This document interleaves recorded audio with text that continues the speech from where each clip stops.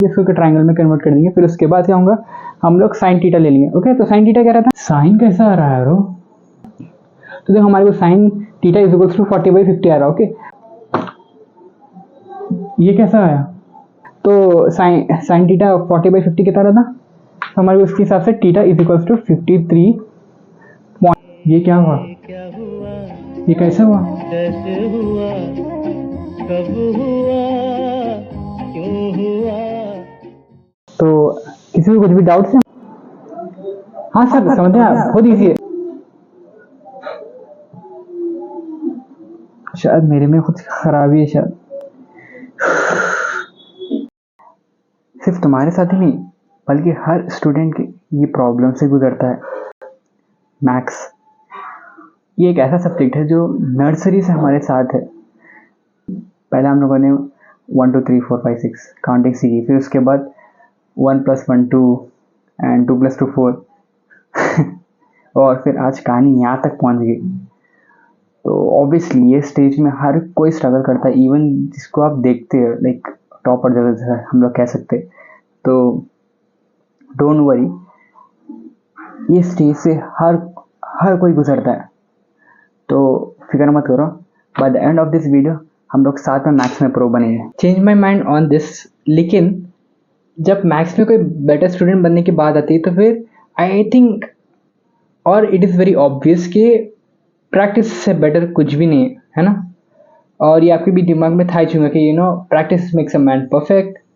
तो अब मैं बात करूँ तो ये ऑब्वियस चीज़ दिख रही, बट लाइक हमने कभी 5 मिनट भी ये बैठ के सोचे भी नहीं अपन लोग, है ना, कि हाँ यार प्रैक्टिस से हम लोग एक बेहतर स्टूडेंट बन सकते हैं। क्योंकि आपका नॉर्मल सिनेरियो हम लोग लेंगे, जब क्लास चलते रह रही तो जो वो टॉपर स्टूडेंट है, जो अच्छा पढ़ने वाला है, ब्रिलियंट स्टूडेंट, या फिर वो प्रॉब्लम्स का सोल्यूशन देता, तो हम लोग उसके ऐसा आंखा फाड़ के देखते कि वो अचानक कहीं आसमान से अपना दिमाग लेके आया, कहीं मतलब एकदम कुछ अलग ही है वो बंदे में वो बात। But the greatest thing he has is he almost regularly practices. Just watch this from Richard Feynman. You asked me if an ordinary person, by studying hard, would get to be able to imagine these things like I imagine it. Of course, I was an ordinary person who studied hard.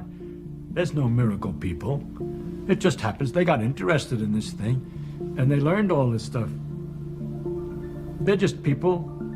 There's no talent, a special miracle ability to understand quantum mechanics or a miracle ability to imagine electromagnetic fields that comes without practice and reading and learning and study. So if you say you take an ordinary person who's willing to devote a great deal of time and study and work and thinking and mathematics and time, then he's become a scientist.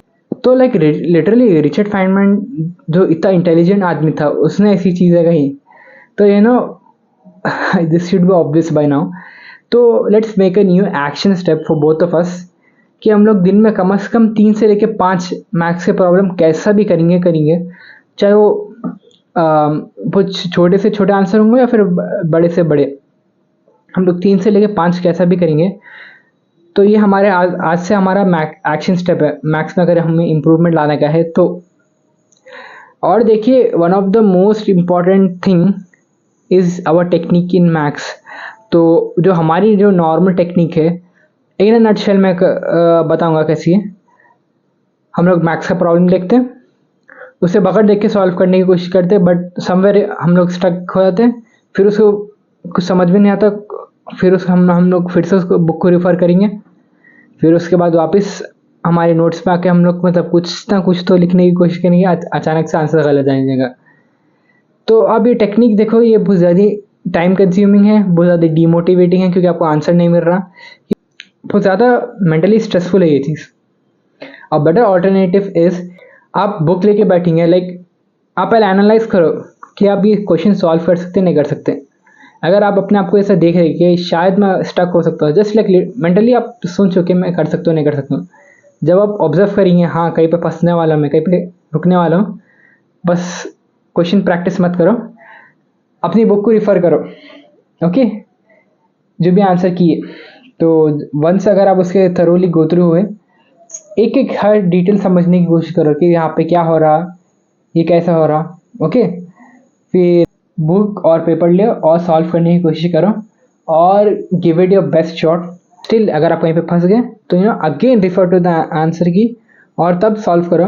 And this is less time consuming, more mentally effort, मतलब आपका और ज़्यादा mental capacity लगती है इसमें, और you feel like much more accomplished compared to our first one, क्योंकि we are learning many things in this method. Okay, not just like हम लोग आंसर डाल दिए हुए, but I think this will be much more beneficial than our previous one.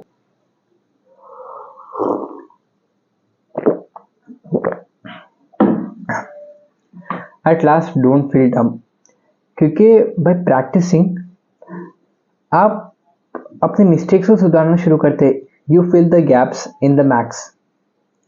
अब इसका एक आसान एग्जांपल दूंगा मैं। एक प्रॉब्लम है, देखिए 3 into 2 minus 5 into 40। Don't use calculator, obviously you can use pen and paper. If you want, you can pause the video. By now hopefully you have got the answer, right? तो चलिए, if you got the answer as 40 then you are wrong, क्योंकि जब ये problem solve करने की बारी आती तो we need to learn order of operations. अब देखिए कुछ कुछ ऐसा काम करता, it states that multiplication and division comes before, या फिर उसको ज़्यादा प्रायोरिटी दे दे टू एडिशन एंड सब्ट्रैक्शन। चलिए अब देखते हैं order of operation in action कैसा दिखता है। भाई 3 इंटू 2 6 हो गया, माइनस 5 इंटू 40 200 हो गया, माइनस 200। तो अब हम इन दोनों को ऐड करेंगे तो माइनस 200 प्लस 6 होता माइनस 194। तो देखा आपने, प्रैक्टिस ऐसा को परफेक्ट बनाती कि जो आपके जो गैप्स है, जो मिस्टेक्स है, वो और मतलब आपके सामने आना शुरू होते। So this is how practice makes you perfect. तो यार अगर वीडियो बहुत इंफॉर्मेटिव लगा तो लाइक तो बनता है, और स्पेशली अगर आप ये वीडियो से सीखे कि ऑर्डर ऑफ ऑपरेशंस नाम की भी कोई चीज़ रहती।